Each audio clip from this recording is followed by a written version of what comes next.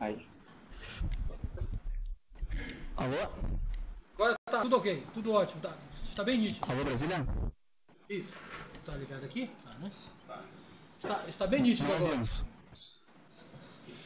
Está ouvindo? Alô? Mas tá aí. Porto Alegre. Alô? Tá, desculpa. Agora é. Alô, agora sim. Sim, perfeito. Agora, Perfeito. tá ouvindo?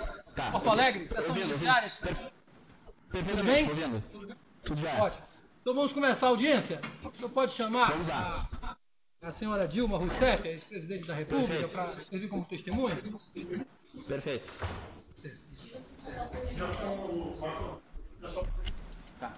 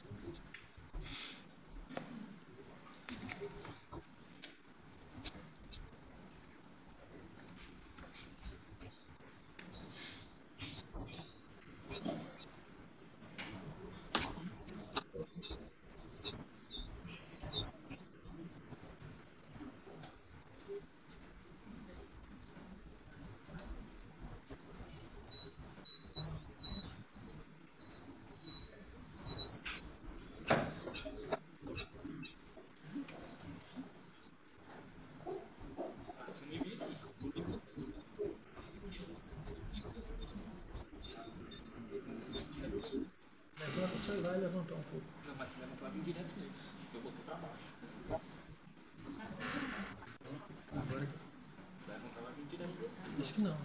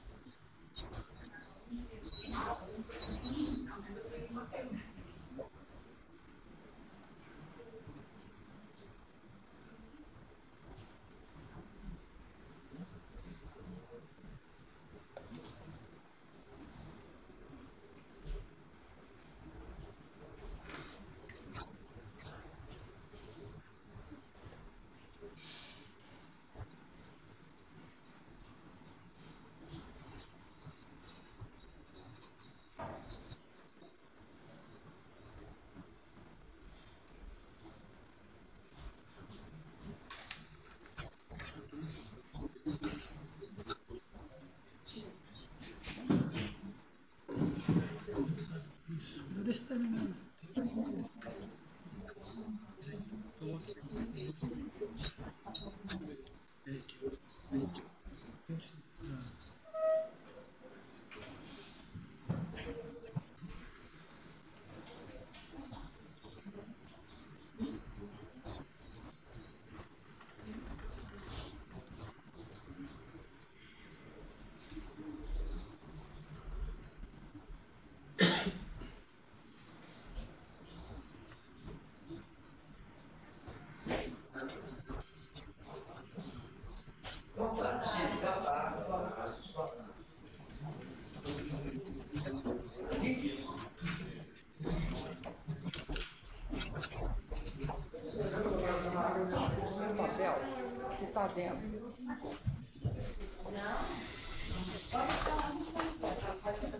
Obrigado. Boa tarde, senhora Dilma Rousseff. Boa tarde, Boa ouvindo? tarde. Boa tarde. Perfeitamente. Eu sou o juiz federal Valezinho Oliveira. Nós estamos reunidos aqui na 10ª Vara da Justiça Federal de Brasília, juntamente com o Ministério Público Federal aqui ao lado, os advogados aqui ao lado, para ouvi-la como testemunha de um processo criminal em que foram denunciados o senhor Mauro Marcondes Machado, Cristina Maltoni Marcondes Machado, Luiz Inácio Lula da Silva, que é o ex-presidente da República, e o senhor Luiz Cláudio Lula da Silva, que consta aqui também que é o filho do senhor Luiz Inácio Lula da Silva. A senhora naturalmente conhece, né, o senhor Luiz Inácio Lula da Silva, e os demais a senhora conhece? Mauro Marcondes, Cristina Maltoni e Luiz Cláudio da Silva? Eu conheço o Luiz Cláudio. Além de conhecer o ex-presidente Lula, conheço também o filho do presidente Lula, Luiz Cláudio. Certo. Senhor Mauro Marcondes, Os Cristina demais eu Maltoni? não conheço. Certo. Não conheço. Tá certo. Então, a senhora nessa condição de testemunha, tem algum impedimento para que possa prejudicar a verdade do seu depoimento em relação à amizade ou inimizade com algum desses fatos aqui, ou nada poderá prejudicar esse seu depoimento como testemunha do Ministério Público Federal? Acho que não há nada que possa prejudicar o meu depoimento. Certo. Então, é o meu dever, como juiz... O senhor está querendo dizer que se eu falarei a verdade, não é isso? Né? Porque uma testemunha não compromissada é aquela que... É porque a lei que diz, né? A testemunha não compromissada é aquela que tem um parentesco, uma inimizade, uma amizade muito próxima, que possa prejudicar na verdade mesmo. Mas é a lei que impõe. E a compromissada é essa situação que a senhora já vai ficar e na verdade, é o dever. Apenas prefeitos, no futuro, na sentença, uma hipótese, né, de falso testemunho, hipoteticamente falando. Tá? Então, a senhora está sob o compromisso de dizer a verdade. É meu dever como juiz alertar a senhora. Certo? Perfeito. Então, eu assumo o compromisso de dizer a verdade. Muito bem, senhora Dilma Rousseff. Então, os fatos aqui diz respeito a dois fatos, assim, genericamente, não sei se a senhora teve acesso à denúncia. Uma a respeito da compra dos caças, em que foi escolhido os caças suecos na sua presidência, no momento que a senhora está no seu governo, e que o Ministério Público Federal, na denúncia, aponta que poderia ter havido que poderia ter havido aí um tráfico de influência do ex-presidente Lula e que também do senhor Mauro Marcondes, Cristina Marcondes. Isso está aqui em vários trechos da denúncia e por isso que a senhora foi apontada como testemunha. Em outro caso é quanto à medida provisória, talvez a senhora não lembre, mas a 627 de 2013, que deu prorrogação de 2015, 2016 a 2020, para a indústria automobilística, a dedução do crédito, justamente nesse trecho das medidas provisórias, também aponta com vários trechos na denúncia que teria havido, nesse mesmo contexto, um tráfico de influência de Mauro Marcondes, Cristina Marcondes, Luiz Inácio Lula da Silva e o Luiz Cláudio da Silva, que teria feito um contrato, segundo a denúncia, com Mauro Marcondes, recebido valores, segundo a denúncia, que teria a título de lavagem de dinheiro. Então, eu não sei se a senhora chegou a saber ou se a senhora sabe mais ou menos desses fatos que são tratados aqui. Eu sei sim. Certo. Eu vou passar a palavra a... Certo. Eu sei dos fatos relativos à compra do gripping, que eu autorizei, e sei também sobre a medida provisória 627, porque eu assinei. Muito bem, senhora presidente. Ex-presidente, eu vou passar a palavra ao procurador da República, do Ministério Público Federal. Como a senhora foi testemunha apontada por ele vai começar. Depois os advogados do ex-presidente Lula, do Mauro Marcondes e da senhora Cristina Marcondes e do senhor Luiz Carlos, também farão perguntas. Se eu tiver alguma dúvida ao final, eu farei para a senhora alguma pergunta. Doutor Anselmo Henrique, por favor. Boa tarde, senhora ex-presidente. Muito boa tarde. eu gostaria que a senhora narrasse o conhecimento que teve desde o início, qual conhecimento teve a respeito do projeto FX2, que é aquele projeto de, entre outras coisas, aquisição de caças para a Força Aérea Brasileira. Perfeitamente.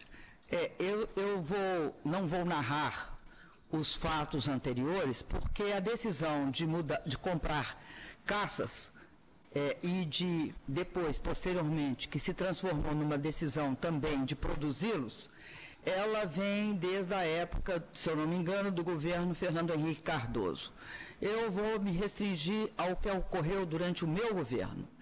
A aeronáutica, através de toda a sua estrutura, ela olhava a questão dos caças como um momento estratégico para ela.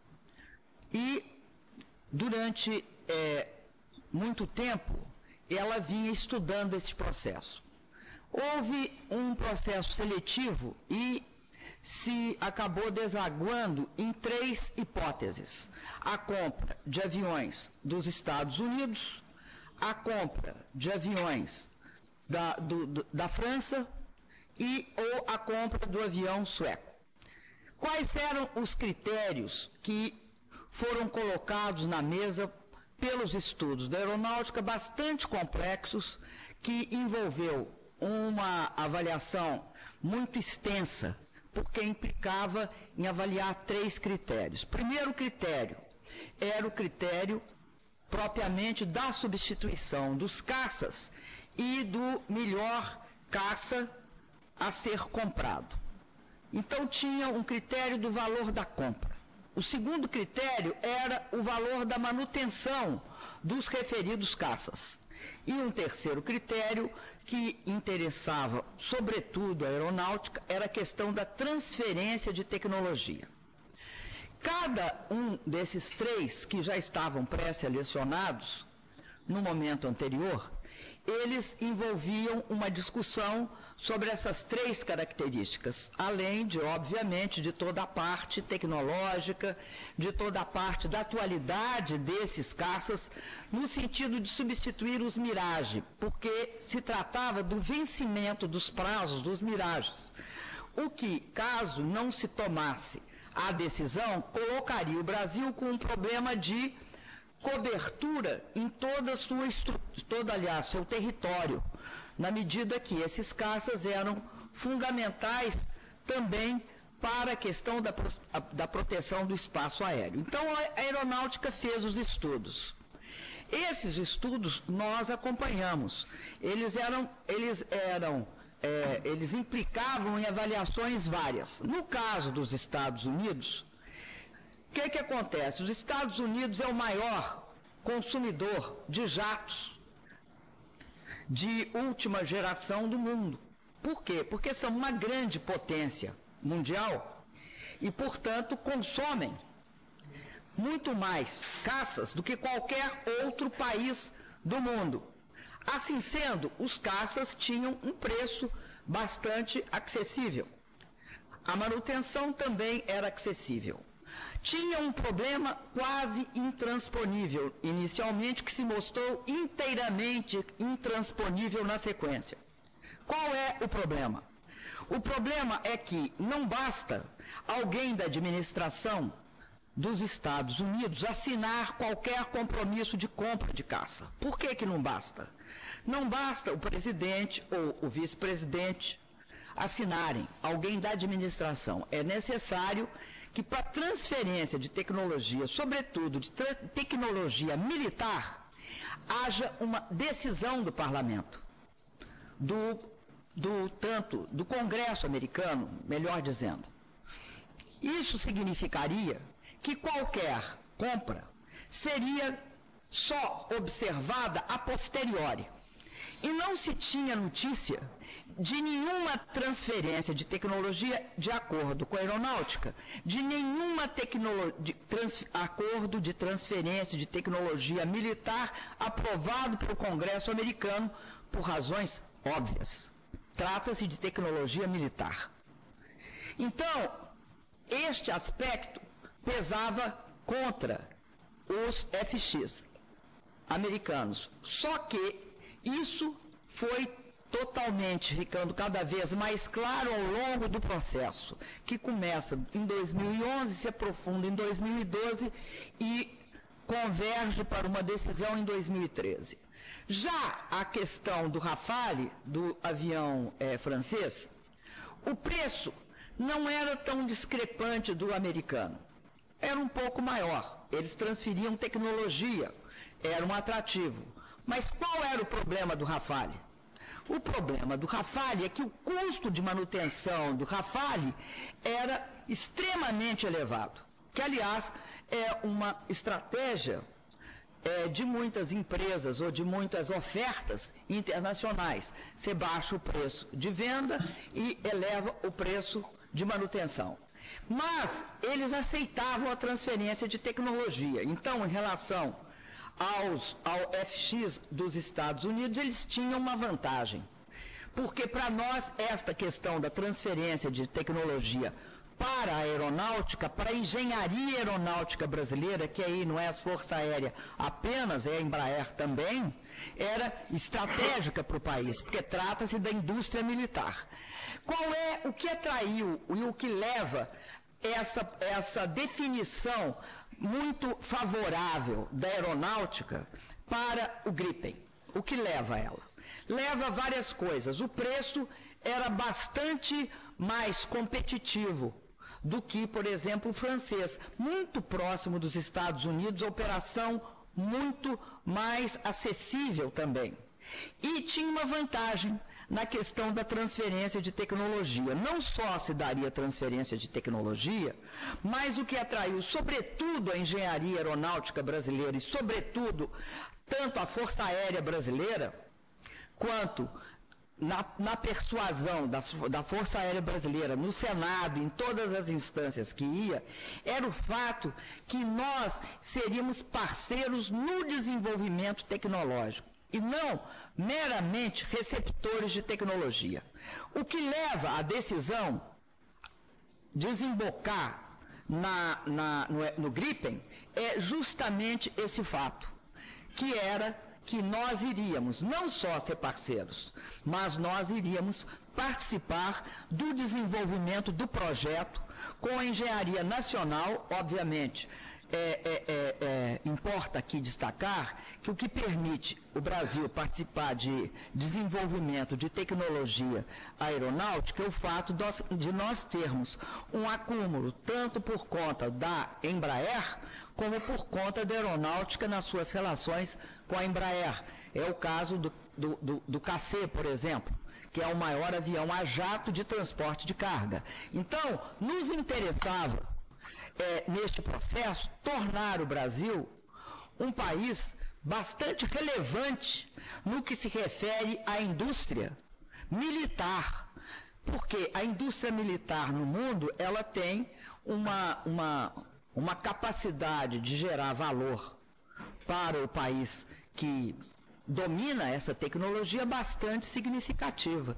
Então, foi nesse sentido que ocorreu a definição do meu governo em 2013, se eu não me engano, final de 2013, eu acredito, a definição pelo Gripen. Perfeito. A senhora também, já no governo Lula, fazia parte do governo, foi ministra, chegou a acompanhar a decisão, ou pelo menos a predisposição do presidente Lula em escolher o produto francês dentro desse processo seletivo, o Rafale, e sabe dizer a razão pela qual haveria nesse primeiro momento a predisposição ao modelo francês? Olha, eu lembro de algumas coisas, não tenho todas as informações aqui, porque não olhei, não tenho, aliás, nem como olhar essa questão. Mas o que eu lembro que naquele momento, o Ministério da Defesa, que era ministro, então, o ministro Jobim, tinha recebido por parte do governo francês e da Dassault uma proposta bastante atraente de desenvolvimento, desenvolvimento tecnológico do produto Rafale. Não estavam todas as cartas na mesa, eu acredito, sobre a questão da manutenção. Porque eu, por exemplo, só fui tomar conhecimento do custo da manutenção ao longo da exposição que a Aeronáutica fez para mim, quando eu já era presidente da República. Então, a simpatia pelo projeto francês, se houve, era bastante genérica e incipiente naquele momento. O ex-presidente Lula, no 7 de setembro de 2009, chegou até a anunciar que o modelo francês ganharia o processo seletivo, né? Sabe dizer por que, apesar disso, não, logo em sequência, foi finalizada a contratação do modelo francês? Pelo próprio presidente Lula, não pela senhora? Eu quero crer que, naquela época, se considerou que todos os dados não estavam claros. Como não estavam, eu levei, se você lembrar bem, eu levei o ano de 2001, 2002 e só foi no final de 2003 ou início de 2014, eu acho que foi no de 2013, no final de 2013 que eu decidi. E como você disse, eu era ministra-chefe da Casa Civil. Acredito que como não tinha na minha época, não tinha também na época do Lula, que eu sou na sequência dele. Certo. A senhora sabe, durante já o seu mandato, na imprensa se disse muito de que em algum momento, ali em 2011, 12, o modelo americano, né, da Boeing chegou a ter a predileção do governo brasileiro, até que surgiu aquele episódio Snowden demonstrando dos perigos de exposição de informações em equipamentos militares a um país como os Estados Unidos. A senhora confirma isso? Essas notícias, essas informações são verdadeiras?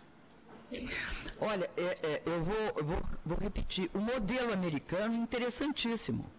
O preço dele é bem atrativo.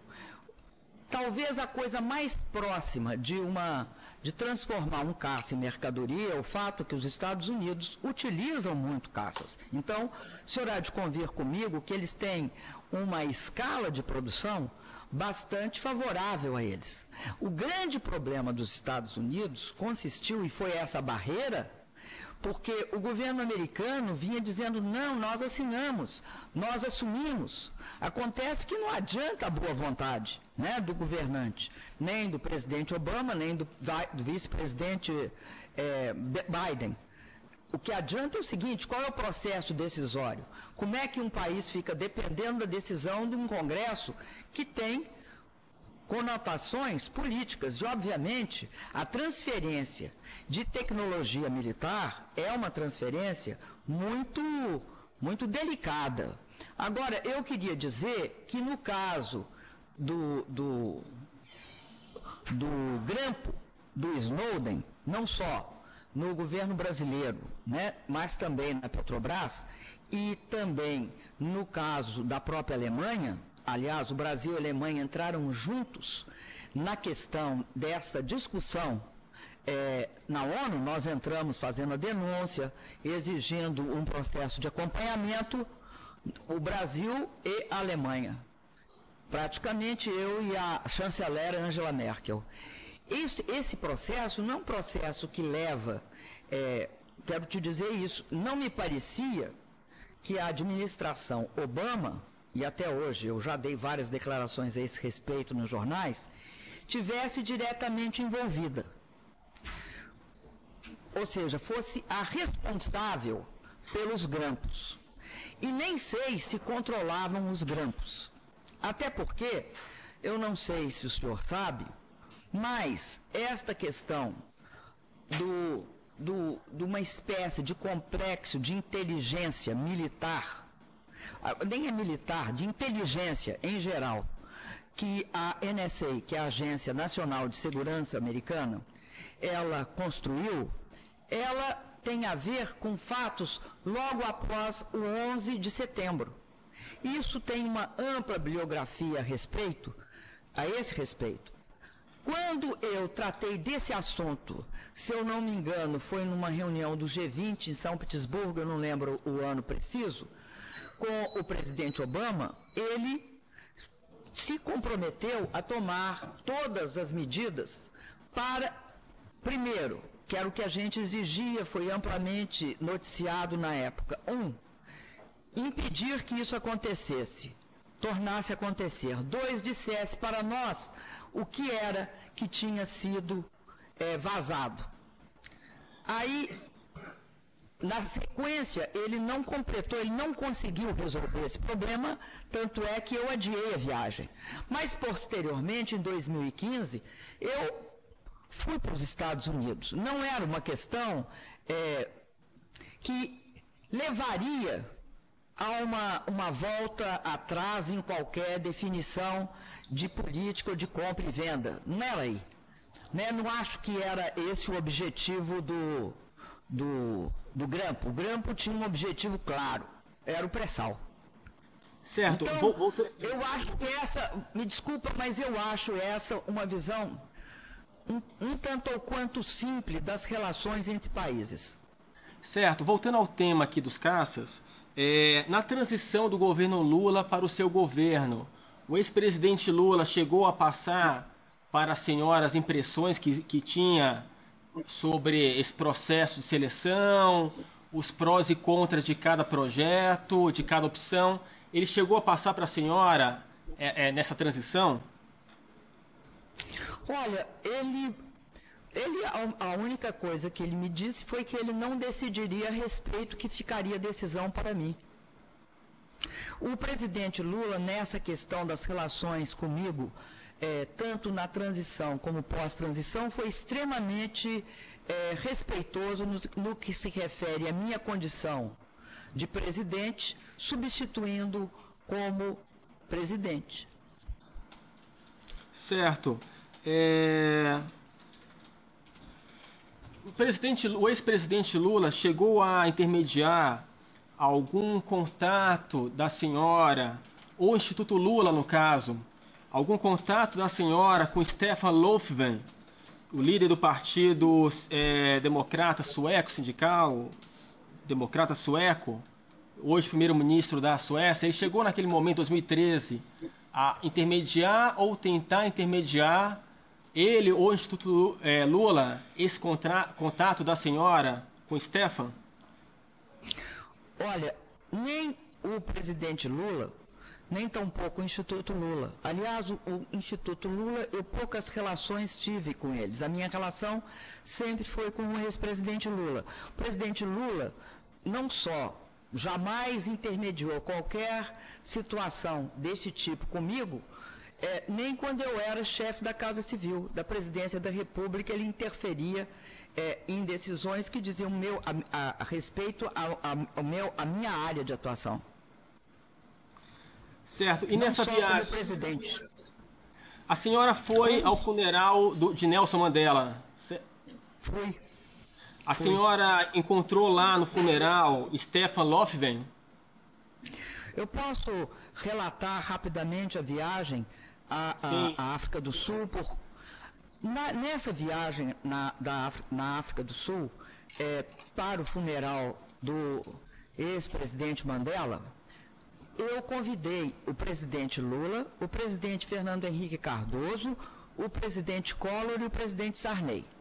Nós fizemos uma viagem tipo bate e volta.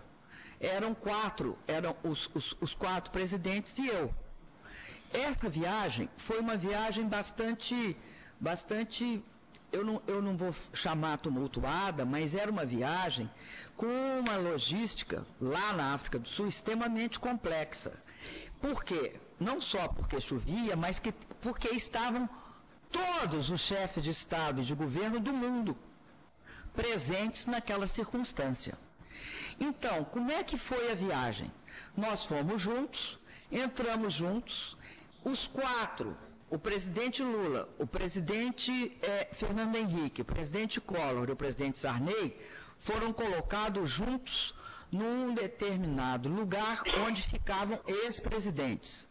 Como eu falava em nome do Brasil, em nome da América Latina, no funeral do ex-presidente Mandela, convidada pela África do Sul, eu me sentei em separado com os representantes dos 5 continentes, dos outros 5 continentes, dos 5 continentes.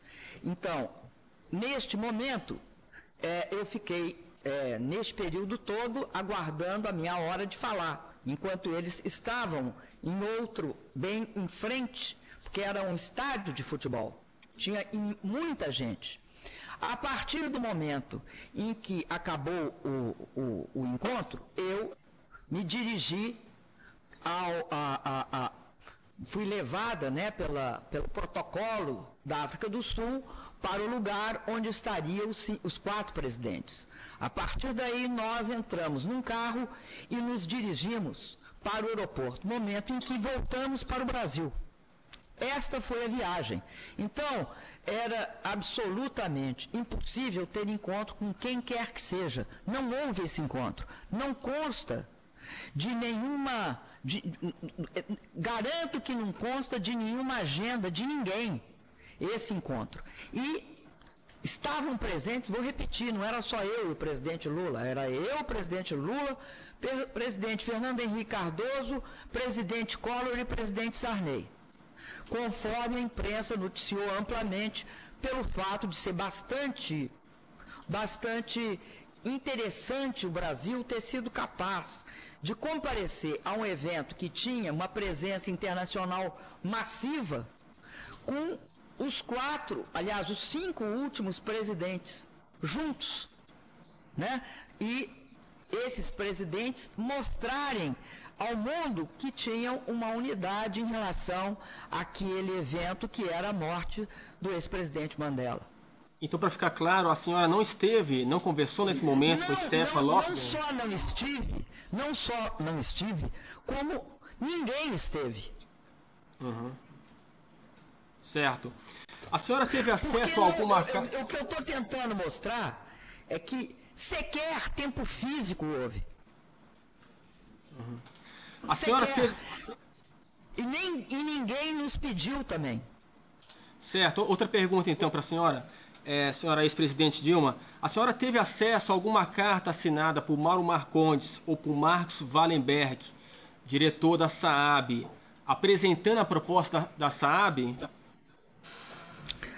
Olha, eu não jamais tinha ouvido falar desses 2 Marcondes. Nunca ouvi falar outro nome, parece Marcondes, mas não é Marcondes, né? Maltônio. Eu nunca tinha ouvido falar deles. E o senhor Wallenberg, eu pouco conheci. A única vez que soube da existência dele foi quando nós discutimos com eles as condições do empréstimo, dos quais nós discordamos. E houve um momento bastante delicado em que a gente não queria assinar com a taxa de juros que eles propunham. Foi só o conhecimento que eu tive dele. E acabamos definindo uma taxa de juros mais adequada. A senhora não teve acesso a cartas feitas por eles, apresentadas à senhora ou então ao presidente Lula?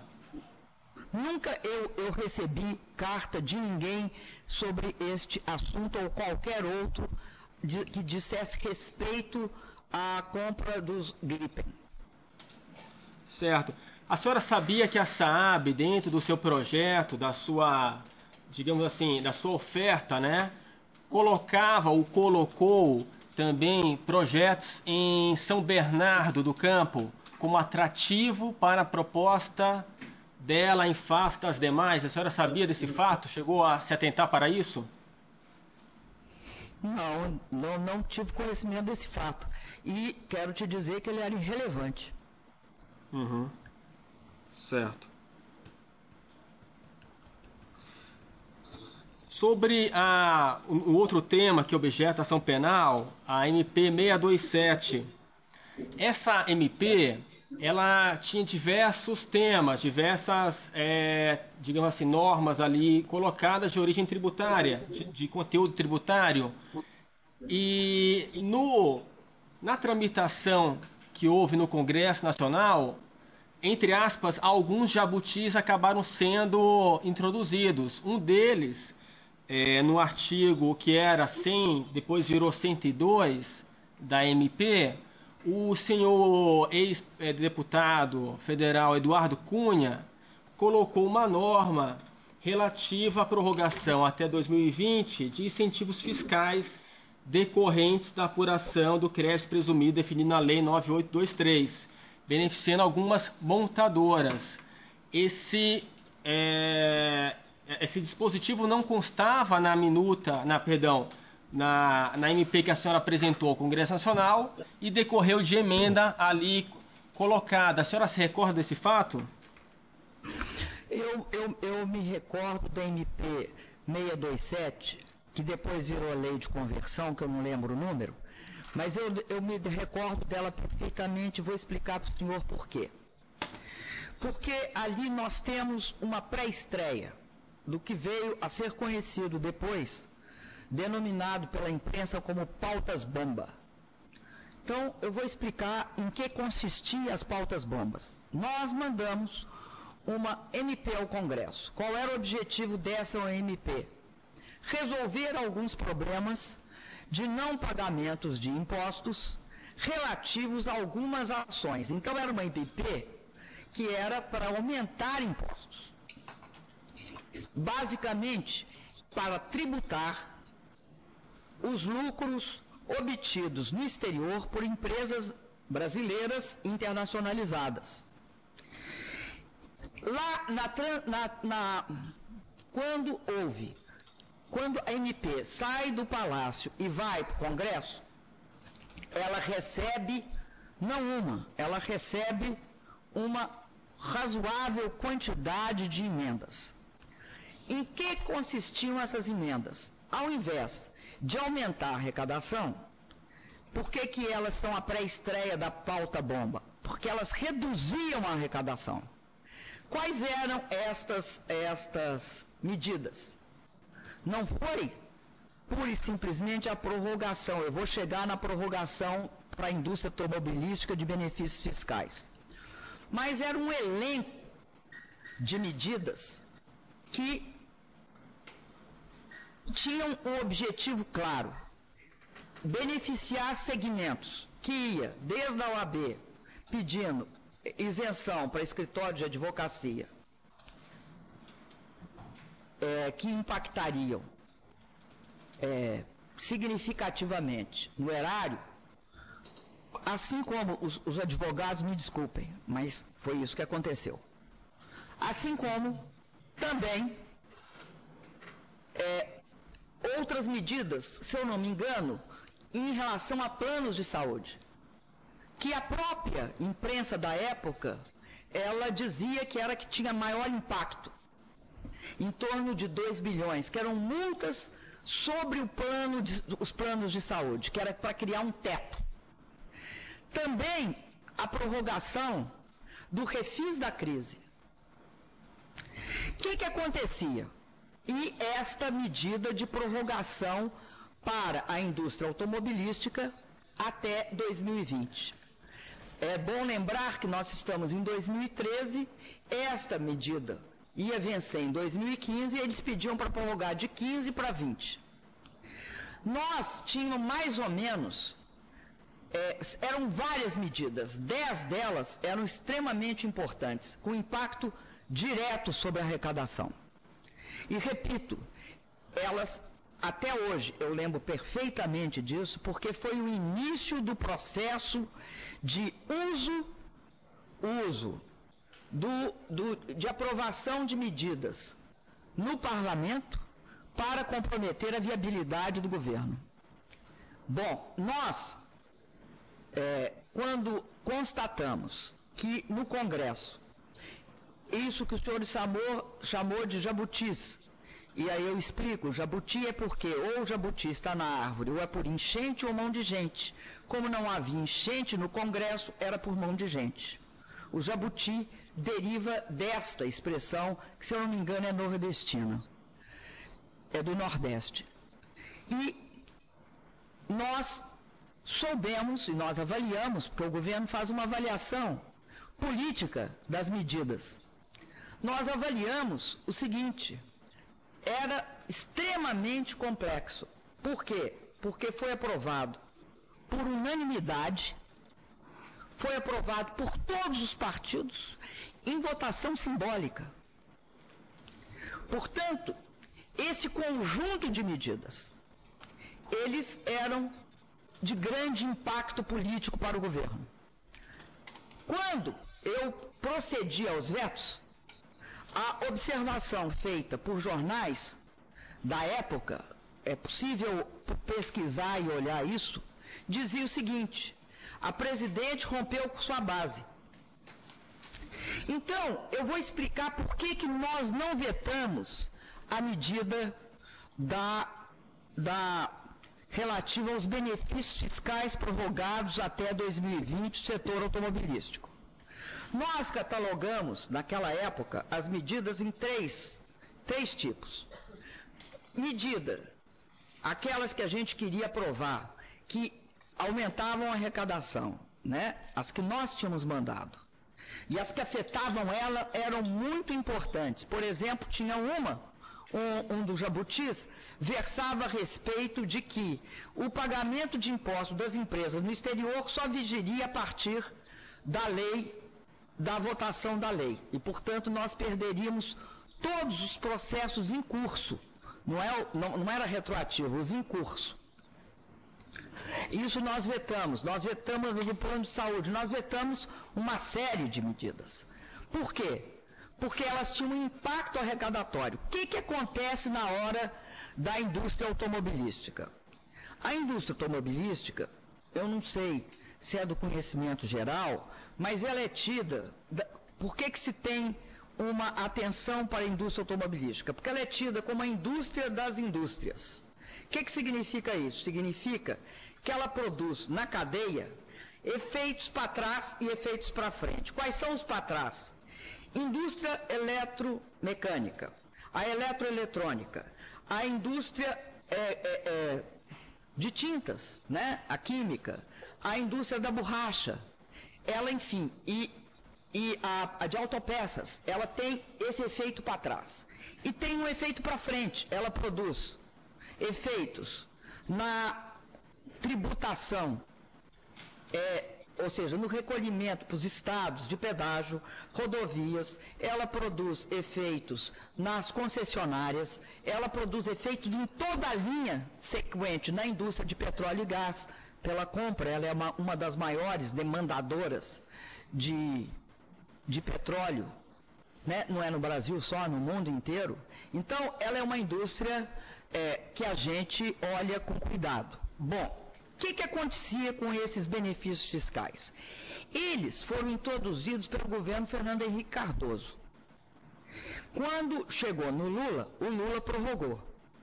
Então, quando chegou na minha vez, nós, naquele momento, não tínhamos mandado nenhuma prorrogação, porque a nossa, repito, nós queríamos aumentar a arrecadação. E se tivéssemos de mudar qualquer coisa em relação à indústria automobilística, iam mudar depois. O que é que eles alegavam? Eu lembro de uma alegação, fundamentalmente. Por que agora? Porque nós queremos ter capacidade de planejamento das nossas atividades no futuro. Então, se definir isso em 2013... para 14, quando chegar em 15 a gente sabe que não vai parar, então podemos fazer investimentos. Nós estávamos até propensos a não autorizar nenhum aumento, mas essa era a única neutra.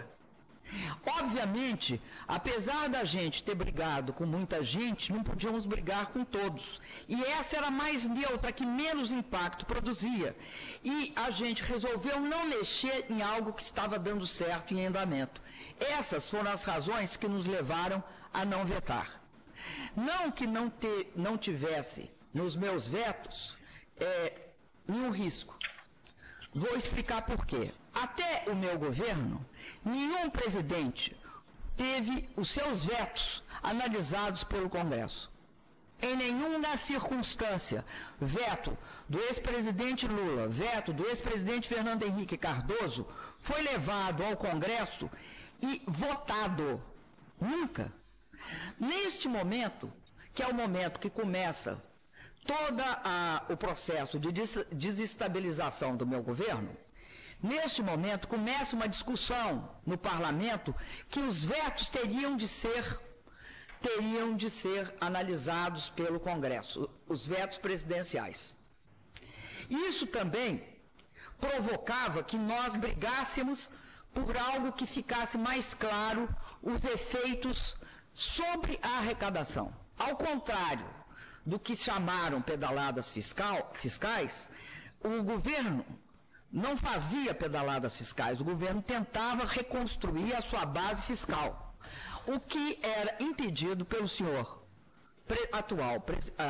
ex-presidente da Câmara e atual líder do governo no Senado. Sistematicamente obstaculizado. E eu não preciso de levantar nenhuma prova outra que não seja a própria imprensa da época. Certo. Essa emenda feita pelo ex-deputado Eduardo Cunha, ela gerou, como a senhora mesmo mencionou, em outras palavras, uma despesa fiscal, possivelmente em desrespeito à Lei de Responsabilidade Fiscal, sem estudos que demonstrassem o impacto orçamentário dessa despesa. Isso é a emenda apresentada pelo ex-deputado Eduardo Cunha. A senhora sabe dizer se o ex-deputado apresentou alguma razão para justificar essa atitude? Olha, eu não me recordo de nenhuma razão que ele tenha apresentado. Ele pode ter até apresentado. Agora, eu quero dizer o seguinte: não se tratava de nenhuma renúncia fiscal inexistente, ou seja, a renúncia fiscal vinha de 1999, se eu não me engano. Ou um pouco antes, 97. Eu não me lembro a data. Vinha do governo Fernando Henrique, passou o governo Lula e chegou ao meu. Então, não se tratava de nenhuma renúncia fiscal neste momento. Tratava-se do fato de prorrogar uma isenção que já vinha anteriormente. Cabia uma discussão cabe, aliás, uma discussão séria sobre se feriu algum princípio da noventena porque não feriu.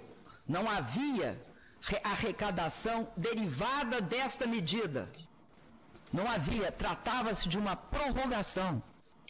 Das outras havia teve uma parte que nós vetamos, inclusive alegando isso. Porque eram novas medidas. Veja o senhor que esta MP, a parte mais grave dela, são as novas medidas de isenção fiscal que eles introduziram. A Fazenda era contra qualquer isenção fiscal. Contra. Por suposto, nós também. Agora, o senhor, quando chega na hora de vetar, lembre que os meus vetos passaram a ser depois submetidos, e isso foi anunciado amplamente, passaram a ser submetidos à apreciação do Congresso. E se você aprova uma medida por unanimidade, o risco de cair meu veto era imensamente elevado.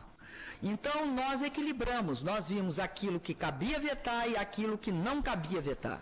Foi isso que nós fizemos. E isso é uma decisão que cabe à administração. Certo.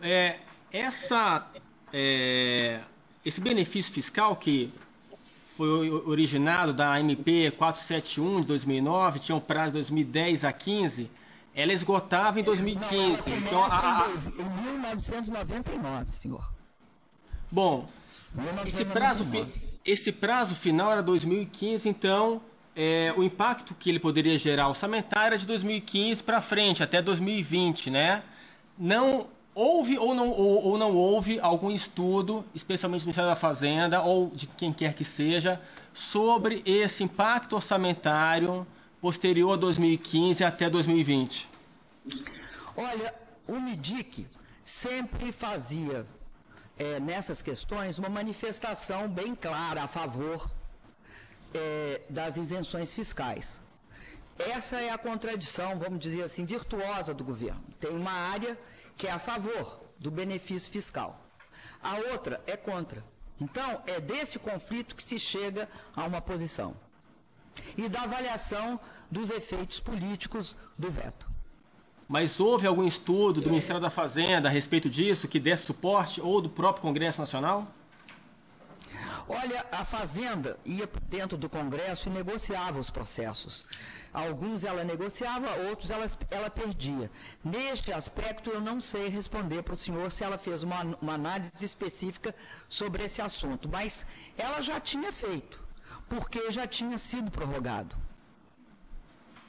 Ela já tinha tido, porque o que ela fazia de avaliação? Ela pensava o seguinte: a manutenção dessa isenção fiscal, ela vai implicar nesse benefício fiscal, né, não era uma isenção propriamente dita, era uma redução.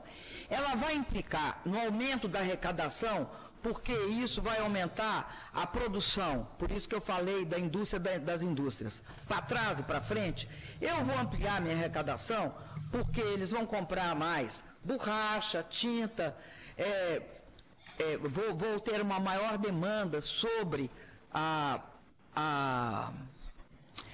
indústria de autopeças, enfim. Eu vou arrecadar mais, porque eu vou criar um benefício fiscal para a indústria automobilística e com isso ela vai demandar mais. A Fazenda geralmente tinha essa avaliação. E, geralmente, no caso da indústria automobilística, como eu disse ao senhor, não é uma indústria qualquer, é uma indústria que tem esse papel no Brasil e sempre teve, né? Quando você quer avaliar, inclusive, como é que são as possibilidades do PIB crescer ou não, você olha muito como é que são esses fatores em relação à indústria automobilística. Então, acredito que esse fato deles terem definido a Fazenda, ela deve ter dado um parecer, o MIDIC deve ter dado um parecer sobre toda a MP. Eu não tenho acesso a isso, não posso responder para o senhor que isso eu não lembro de cabeça. Mas eu só vetava depois desse confronto. O que dizia o MIDIC, o que dizia a Fazenda e o que dizia o pessoal das relações institucionais. É só assim, o processo de veto presidencial é um processo que ele envolve essa discussão. Teria de olhar, eu não tenho acesso mais a esses arquivos, então não tenho como responder ao senhor. Certo, senhora ex-presidente, eu vou ler um trecho aqui da Folha, da página 56 da denúncia, da ação penal. Consta o seguinte: uma anotação manuscrita apreendida na MM, que é do Marcondes Maltoni, com ordem desse meritíssimo juízo, comprova a divulgação a Maciel e Rorbert, presidentes das duas montadoras, da influência de Lula como solução para os interesses dos clientes da MM. Aí na Folha, na página 57, consta aqui o bilhete que foi apreendido com ordem judicial. Consta o seguinte: Maciel, é mais ou menos um resumo talvez que alguém fez de alguma reunião, né? Alguma anotação pessoal. Consta o seguinte: Maciel e Robert, embaixo, MF com problemas. Aí escrito embaixo Maciel. Depois, parecer Hamilton Dias de Souza. E logo abaixo, LL Barbudo só perdeu 40H por casa que ele estaria. Embaixo, MM-executivo. Embaixo, trio, artigo 100. E logo abaixo consta o seguinte: Fazenda não quer fazer. Só vai fazer se o LL mandar fazer. Então, a Polícia Federal interpretou Fazenda não quer fazer como uma resistência do Ministério da Fazenda em aceitar esse, entre aspas, jabuti colocado por Eduardo Cunha. E, segundo interpretou a Polícia Federal, esse só vai fazer se LL mandar fazer, seria que o governo só iria acolher essa modificação, ou seja, não vetar, se o ex-presidente Lula manifestasse-se politicamente dentro do governo nesse sentido. Como é que a senhora interpreta essa conclusão e essa anotação feita e obtida por ordem judicial? Olha, eu acho que tem nisso uma... Não é cabível, né? Sabe sobre o fato. Tira a palavra da interpretação, né? Vamos colocar como o que ela sabe. O que a senhora sabe sobre isso? Eu não tenho como interpretar um fato que eu acho absolutamente obscuro. Primeiro, por que eu acho obscuro? Porque não corresponde à verdade. O presidente Lula jamais interferiu em nenhuma atividade do meu governo. Ele tinha o maior respeito nesse sentido. E afirma ao senhor que também, quando eu era chefe da Casa Civil, ele jamais interferiu em coisas que ele acreditava que eram da minha alçada. Essa parte, entre aspas, fazenda não quer... Essa parte fazenda não quer fazer, isso ocorreu de fato? Essa parte da anotação obtida judicialmente, fazenda não quer fazer, isso é real? O Ministério da Fazenda realmente foi contra? Se alguém queria enganar alguém, era simples. Era só fazer o seguinte, falar a fazenda não quer fazer. Por que eu digo que se alguém quer enganar alguém? Porque a fazenda é papel dela nunca querer fazer. A fazenda nunca quer fazer. Tirante a hipótese de aumentar imposto, é papel dela. Se o ministro da Fazenda ou alguém da Fazenda chegar e falar o seguinte, isso aqui vai ser assim, no sentido de beneficiar tributariamente alguma coisa, tem algo de errado. A Fazenda é papel intrínseco da Fazenda não fazer. Então, se alguém quer vender uma história falsa para alguém, pode saber, fala que a Fazenda não quer e todo mundo vai acreditar. Porque geralmente, eu estou dizendo isso para o senhor porque eu era presidente da República. Várias vezes a Fazenda negociava uma coisa. Depois não gostava da negociação e vinha para mim e pedia para me vetar. Muitas vezes eu disse para a Fazenda, ou vocês não aceitam a negociação no Congresso, se aceitarem a negociação no Congresso, eu vou manter. Não aceitaram a negociação do Congresso, eu não mantenho. Por quê? Porque a Fazenda fazia, muitas vezes, uma cara de que podia aceitar, passava, e depois, obviamente, ela pediu o veto. Isso é intrínseco à Fazenda. A razão é que eu não sei. Agora, se o senhor me perguntar se era usual da Fazenda pedir veto, eu diria para o senhor, é usual. Agora, esta é a parte da história que eu acho absolutamente insustentável. A Fazenda jamais, tirante o que ela mandou para o Congresso, a base de negociação dela a respeito é muito estreita. Tem de ser. Porque, caso contrário, veja o senhor, falaram durante o tempo inteiro que meu governo era um governo que beneficiou todo mundo, que nós gastamos demais. Aí o senhor vai fazer uma análise do meu governo, o senhor vai ver que nós fomos o governo que nos últimos tempos menos gastou. Por quê? Porque estávamos num momento de muitas dificuldades. Então, é sobretudo nesses momentos em que isso ocorre.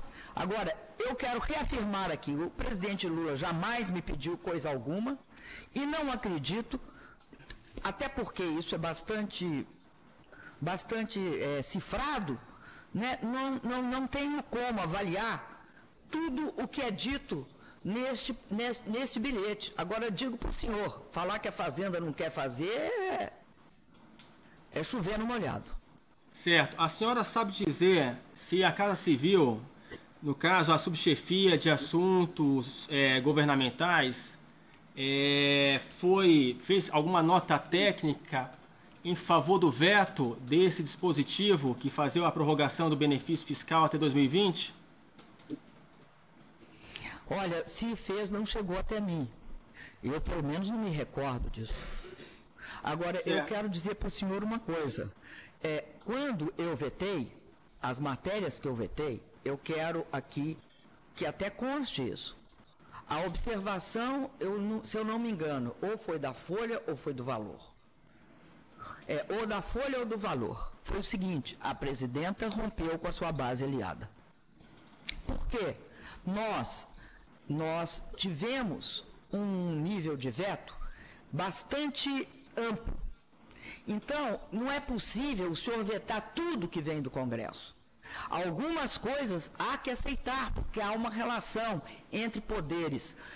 A administração, o poder executivo, apresenta o projeto. O Congresso faz emendas. Eu posso vetar várias, agora eu não posso vetar todas, porque seria um desrespeito ao Congresso, um desrespeito legislativo. A gravidade da ação que nós tomamos, ela fica clara quando o valor ou a folha dizem o seguinte: a presidente rompeu com a sua base. Isso é logo depois das razões de veto, que é alguns dias depois da votação no Congresso. Aí vem para o governo avalia e dá as razões de veto. Então, foi logo depois disso. Esta afirmação da imprensa também, ela é real. Senhora presidente, o senhor Luiz Alberto dos Santos foi ouvido como testemunha há pouco. E ele disse que sim, que a subchefia mencionada fez uma nota técnica favorável defendendo o veto desse dispositivo que trata do benefício fiscal, prorrogado até 2020.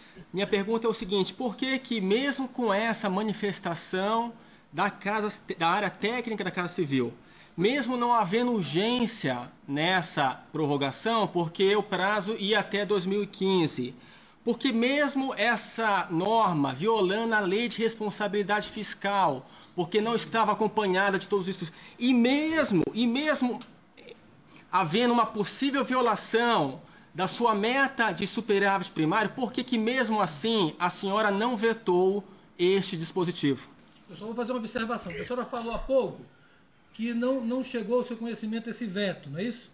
Não, nota técnica. Essa nota técnica. Foi isso? Mas se a senhora quiser responder do que ele... Eu posso responder. A testemunha também disse que sequer pode afirmar que chegou a presidente. O depoimento dela. Não, eu vou explicar para vocês. Deixa ela tentar explicar melhor. Eu vou explicar para vocês. Eu fui chefe da Casa Civil, eu sei como é que funciona. O senhor Luiz Alberto era chefe de um segmento, uma das subchefias da Casa Civil. Tinham duas. Uma subchefia, a subchefia do jurídico. E a outra subchefia era a do Luiz Alberto. Essas duas subchefias, elas apresentam as razões do que elas acham para a Casa Civil. Não necessariamente só para a Presidência da República, apresenta para o ministro, chefe da Casa Civil. E aí o ministro-chefe da Casa Civil vai dar o parecer dele. Então, eu não lembro dessa nota técnica do senhor Luiz Alberto, até porque ele não tinha acesso a mim. Sim, mas por que mesmo com esses 4 pontos negativos que eu mencionei, a senhora não vetou? Por que a senhora não vetou esse dispositivo? Eu não concordo aqui. Ela está chegando já, mas eu quero saber por que ela não vetou, independentemente de estar ou não na nota técnica. A senhora, presidente da República, poderia ter vetado esse dispositivo. Poderia ter vetado alegando a falta de urgência, porque ia até 2015, falta de urgência na MP. Poderia ter vetado por conta da meta de superávit. Poderia ter vetado por respeito à lei de responsabilidade fiscal. Mas por que ela não vetou? Eu acho que ela explicou já. Eu queria esclarecer. Vocês poderiam deixar eu esclarecer? Pode esclarecer.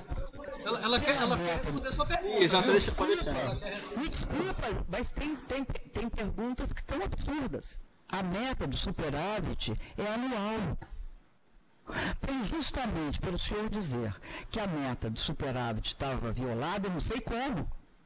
Porque em 2013 vigia a prorrogação. Em 2013 não teve nenhuma violação à meta do superávit. Porque a lei autorizava que em 2013 não houvesse a cobrança desses impostos. Então, essa pergunta, ela não tem a menor base técnica, porque até onde vige a lei de responsabilidade fiscal, lei de responsabilidade fiscal a respeito de orçamento diz respeito ao ano, não diz respeito a 2015. Podia dizer o seguinte, mas a parte que o senhor está perguntando, que procede, não é essa do superávit fiscal, me desculpa, porque essa não se sustenta. A que se sustenta é o senhor perguntar para mim por que eu não vetei, porque podia a prorrogação ser em 2015. Essa, a razão que o senhor me pergunta, procede. Então eu quero responder essa parte. E, aliás, eu acredito que eu já respondi em parte. Qual é a resposta? A resposta é a seguinte: veja o senhor, eu tinha uma lei que era para cobrar imposto de empresas brasileiras no exterior. Daí vinha o grosso da arrecadação. Esta parte da arrecadação era significativa. E é quanto a essa parte da arrecadação que se deu o maior confronto. Era isto que estava em questão na Câmara Federal, que mobilizou os deputados que eram contrários, que explica por que este projeto, ao ser emendado e beneficiando todos aqueles que não teriam pagamento de imposto no exterior cobrado, levou a que o Congresso votasse simbolicamente por unanimidade, porque beneficiava a isenção disso, a diminuição disso beneficiaria de forma efetiva todas as empresas brasileiras internacionalizadas. A gente não queria prejudicá-las. O que a gente queria é que eles não pagassem imposto só no exterior, que eles pagassem para o Brasil também. Era isso que nós queríamos. Esta é a questão central dessa medida. Era uma medida de ampliação da arrecadação. Se fala em ampliação da arrecadação para superávit primário, o impacto dela seria 2014, para o superávit primário de 2014, quantificado em 14. O que eles fizeram? Eles aproveitaram o que ocorria muito no Congresso. Um dos grandes problemas de atrito que eu tive com a base do meu governo no Congresso foi que a gente tinha de impedir que isso ocorresse. Então, o que veio em contrapartida? Veio um conjunto de jabutis. Este jabuti, que é o maior, é o seguinte: paga-se só depois da lei. Todos os projetos no exterior estão isentos. Esse era o maior jabuti de todos. O refis da crise era outro, o dos planos de saúde eram outros. Esses todos implicavam em perda de arrecadação naquele momento e no ano seguinte, pelo princípio da anualidade. Então, esses nós vetamos. O único que não implicava, ou talvez outros, eu não lembro direito, eu estou lembrando desse, ou talvez outros, que não implicavam em perda de arrecadação, porque ela já ocorria em 13 e 15, 13, 14 e 15, era o da indústria automobilística. Por que eu não vetei? Eu não vetei porque na avaliação de todos nós, ele era o menos complicado e o que podia até dar vantagens para o Brasil e para o governo.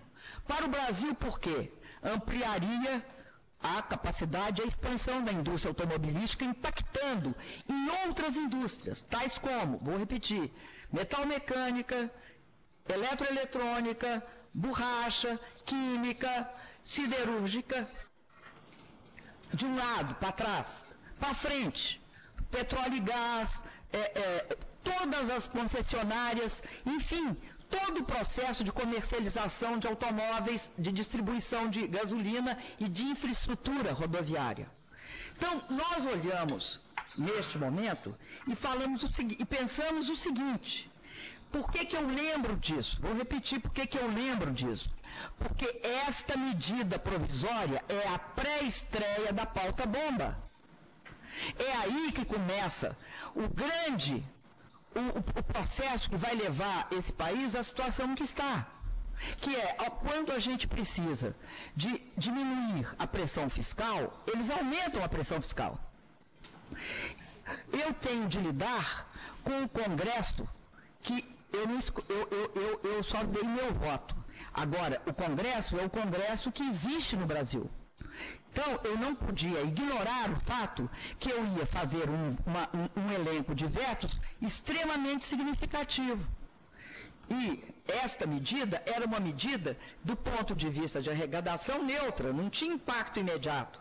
E tinha a possibilidade de dar efeitos futuros na ampliação de emprego, da capacidade produtiva, impactando outras indústrias.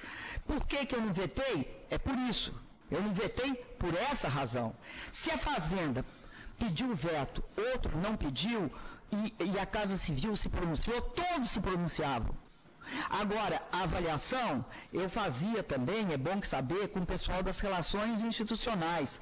Como é que foi a votação no Congresso, quem falou o quê, quem prometeu o quê e quem disse o quê. Por quê? Porque foi extremamente conturbada, e é pública e notória, a minha relação, tanto com o senhor Eduardo Cunha, quanto com o senhor Romero Jucá. Então, eu tinha de ter a capacidade de transitar por esse processo. Aliás, foi mais complicada quando a gente não percebia quão complicada era. Quando ficou mais claro como era complicada, foi mais fácil, porém, mais fácil de um lado, a gente reagir, e mais difícil do outro, porque a reação não tinha a menor divulgação pela imprensa. Senhoras presidentes, concordava. Senhoras presidente, a minha pergunta, a pergunta do Ministério Público a respeito da Lei de Responsabilidade Fiscal, não diz respeito à superávit, diz respeito ao artigo 14 da Lei de Responsabilidade Fiscal, que diz o seguinte: a concessão ou ampliação de incentivo ou benefício de natureza tributária, da qual decorra a renúncia de receita, deverá estar acompanhada de estimativa de impacto orçamentário financeiro no exercício que deva iniciar sua vigência e nos dois seguintes. Em razão do artigo 14, a questão foi, mesmo violando em tese este artigo 14, por que a senhora não vetou? E sobre o superávit, não é uma projeção, realmente, não haveria impacto sobre as contas em 2014 e 2015. Mas, efetivamente, essa mudança normativa terminou por gerar, historicamente, isso é fato, o impacto nas contas de 2016. Isso poderia ter sido evitado por esse veto neste momento. Então, a minha indagação persiste, porque, mesmo, especialmente com a violação da Lei de Responsabilidade Fiscal, a senhora não vetou esse dispositivo. Pela ordem, o doutor procurador fez considerações. Eu acho que ela quer responder. Ela quer responder. Eu acho que ela quer. Respeitando a senhora presidenta, mas eu pediria a Vossa Excelência que aplicasse aqui o código que impede, na verdade, a formulação de pergunta com juízo de valor. Isso, é porque não vetou.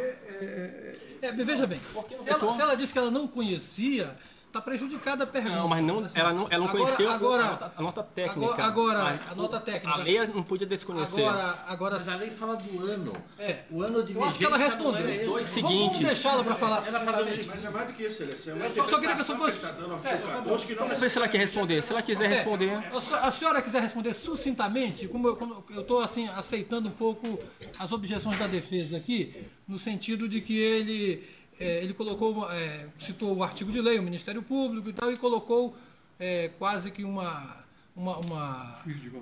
juízo de valor para a senhora. E aí eu queria que se a senhora for responder sucintamente, mais assim, sem a necessidade de responder exatamente a pergunta que ele fez. Olha, eu gostaria de responder a parte que diz respeito a 2016. Eu acredito que é um absurdo afirmar que a situação fiscal de 2016 se deve ao que ocorreu em 2013.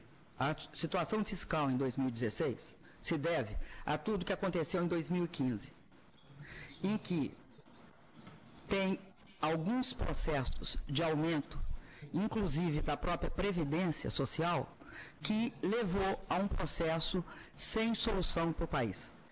E, o senhor me desculpe, mas eu não concordo com o fato de atribuir qualquer coisa ocorrida em 13 como repercussão para a crise fiscal de 2016. Acho que isso não se sustenta nem do ponto de vista macroeconômico, nem do ponto de vista fiscal.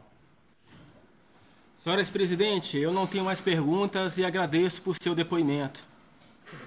Passa a palavra à defesa. Podemos começar, doutor Cristiano Zani.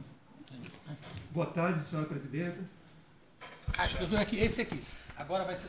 Esqueçam agora. Perfeito. Mais uma vez, boa tarde, senhora presidenta. Boa tarde. A senhora já deixou claro que o ex-presidente Lula sempre respeitou as suas atribuições funcionais, desde a época que a senhora era ministra e, evidentemente, a época em que a senhora era presidenta. Eu pergunto a Vossa Excelência se, durante o convívio com o ex-presidente Lula, durante os 8 anos do governo dele, e posteriormente, tendo mantido relações com o ex-presidente Lula, se a senhora presenciou ou teve notícia de qualquer comportamento indevido ou ilícito do ex-presidente Lula, ou ainda, se algum comportamento sugeriu o recebimento ou pedido de vantagem indevida a pretexto de interferir em ato de funcionário público. Eu posso responder com rotundo não. O presidente Lula jamais interferiu no meu governo e, repito, quando eu era ministra-chefe da Casa Civil, o presidente Lula também não interferiu nas minhas atribuições. Muito menos quando eu era presidente da República. Certo. E a senhora não teve... Não tenho conhecimento que ele alguma vez tenha feito isso. Aliás, o presidente Lula é extremamente respeitoso. Tá certo. Eu agradeço, Vossa Excelência. Nenhuma pergunta, Excelência. Eu vou fazer 3 perguntas bem sucintas para a senhora, só porque é para a gente se concentrar no fato. Se a senhora disser que não conhece nada, a senhora não precisa responder, porque é o cerne da questão aqui. Porque o que está acusando aqui o presidente Lula é de tráfico de influência, de ele teria, me situar sem fazer um juízo de valor aqui, tá? Na denúncia, que em tese houve aprovação daquilo que a senhora já falou, respondeu dos caças, e que houve... E essa aprovação dos casos teria havido um contato com a SAAB, com o senhor Mauro Marcondes, né? E esse Mauro Marcondes, como houve umas provas buscadas lá com ele, ele teria feito contato com o presidente Lula e aí envolveria aí esse crime de tráfico de influências. Tem uma prova aqui que o Ministério Público começou a fazer a pergunta, eu acho, doutor, até está na página 56 do Ministério Público 57, aqui continua, porque ele só falou aqui do Ministério da Fazenda. Se eu estiver errado, pode ser eu acho que está na íntegra, essa mesma... Isso. Está na íntegra.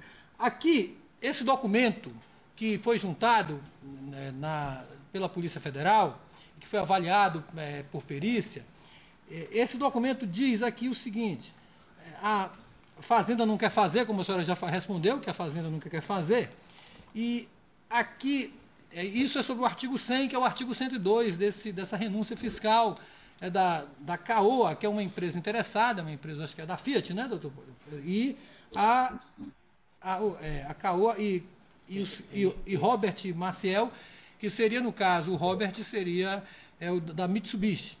E aqui essa citação nesse trecho. E nessa escrita está dito aqui, aí que interessaria dar uma menção à senhora Guido, nesse mesmo documento, Guido Aloísio e presidente, não fala presidenta, presidente, são as 3 pessoas que vão dar a canetada. Isso a respeito do veto ou não, ou a respeito da medida provisória como um todo, né, que é aqui, vamos dizer. Nesse caso da medida provisória, da 627, que foi incluído pelo deputado Eduardo Cunha, essa renúncia fiscal, a CAOA e a Mitsubishi, a senhora corresponde aqui, nesse contexto, né, que seria que Guido Aloysio, a presidente, que daria a canetada? Ou isso aí também é absurdo, como a senhora falou, quando se falou aqui em outros trechos? Olha, especificamente aqui,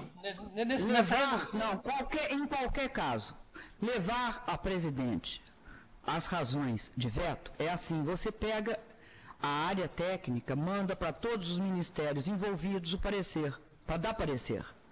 Ninguém dá parecer em última instância, ou seja, os pareceres são isto, parecer.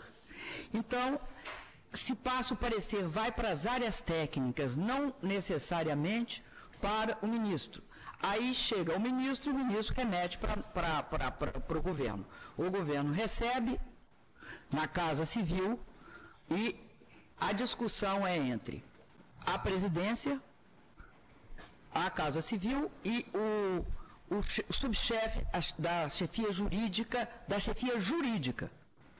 da Casa Civil comparece para discutir cada item. É assim que se ocorre. Pelo menos na nossa época era assim. Então, até isso não é muito. O ministro da Fazenda não participa, a área técnica da Fazenda participa, principalmente o pessoal que negociou, o pessoal por exemplo, quando é Receita, o pessoal da Receita, quando é de outra área a outra área, é assim que se faz. Fala também todos os ministérios envolvidos. Se tratar de alguma questão que diz respeito ao desenvolvimento econômico, fala o MIDIC. Se tratar de alguma questão relativa à agricultura, fala agricultura. Todos os ministérios envolvidos dão parecer jurídico, não tem um parecer jurídico só. São vários pareceres de todos aqueles envolvidos. Aí junta aquilo tudo e vai para a mesa da presidência, junto com a chefia da Casa Civil e a subchefia de jurídica da Casa Civil. Aí se faz, esqueci, e o ministro das Relações Institucionais, que é o ministro que faz a interface com o Congresso. Esses são os que participam do processo decisório final. Certo. A última pergunta, se o senhor não tiver conhecimento também, porque aqui também há uma acusação contra o filho do presidente Lula, é o seu Luiz Carlos, que a senhora disse que conhece, né? E Luiz Cláudio, Luiz Cláudio Lula da Silva, Luiz Cláudio.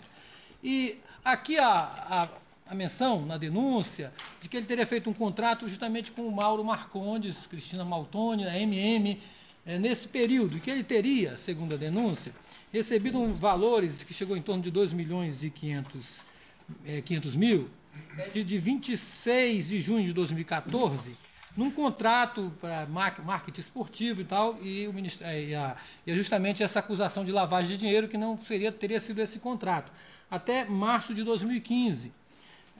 A senhora soube de alguma coisa a esse respeito? Não, senhor. Também naquele documento diz, referindo a que a Polícia Federal interpreta que seria o ex-presidente Lula, de que nesse documento diria que ele teria falado, o presidente Lula teria falado, se ele for o LL Barbudo que está lá, né, no documento, teria falado que a CAOA, justamente uma interessada nessa aprovação da renúncia do artigo 102, teria falado que o LL Barbudo teria dito que a CAOA deveria para o filho dele R$300 mil. E a senhora também soube disso? Não? Nada, não, senhor, não soube disso. Não, é só porque isso aqui está nos fatos, e como aquele documento há uma referência à senhora, né, e qual a senhora pode dizer assim, a sua relação com o filho do presidente Lula? Só um conhecimento mesmo oficial do Luiz Cláudio? Eu tenho um conhecimento superficial dele, de vê-lo. Mas muito bem. Satisfação em conhecê-la, presidente, ex-presidente Dilma, como testemunha. Muito obrigado. Muito obrigado pela sua participação. Certo? A senhora está dispensada. Tá? Certo. Do seu depoimento. Boa tarde aí. Boa noite agora, já quase. Né? Eu agradeço à Justiça Federal de Porto Alegre e agradeço pela colaboração também para viabilizar essa audiência. Então nós vamos perder a comunicação aí. Até logo, tá? Boa noite. Boa noite, Boa noite.